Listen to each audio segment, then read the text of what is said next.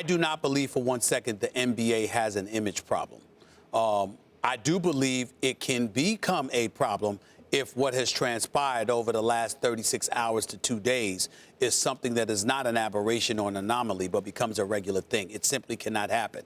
It's something that the NBA guarded itself religiously against in David Stern, the former commissioner, building up the league.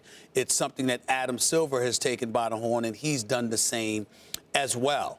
After the brawl at the Palace in Auburn Hills, we saw the NBA come down with a heavy hand, which is why you see guys getting ejected, behavioral issues being addressed immediately so nothing is allowed to stir up and proliferate. We recognize that point.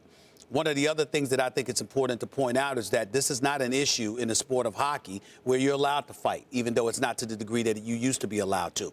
In the sport of baseball, you're allowed to basically police yourself. Year suspensions take place, and then all of a sudden you appeal a suspension. It goes to an arbitrator or whatever the case may be. We get all of that.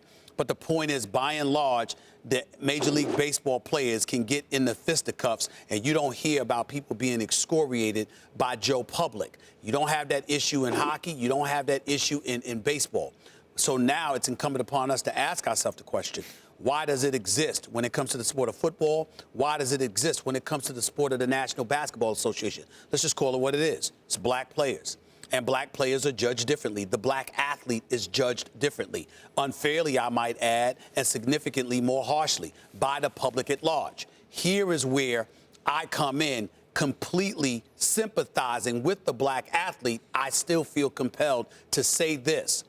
It's not always about right and wrong. It's about the optics. It's about perception.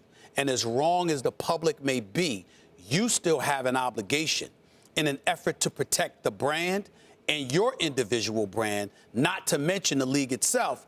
You still have an obligation to be mindful of it and conduct yourself accordingly, because there are other people's money that's patronizing your product. So if you know the public at large is going to judge you unfairly, it's going to judge you harshly, as wrong as they may be, you cannot be oblivious to that.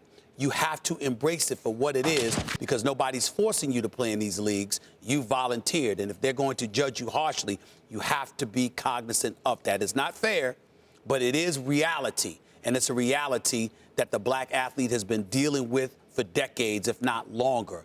And that is not going anywhere anytime soon.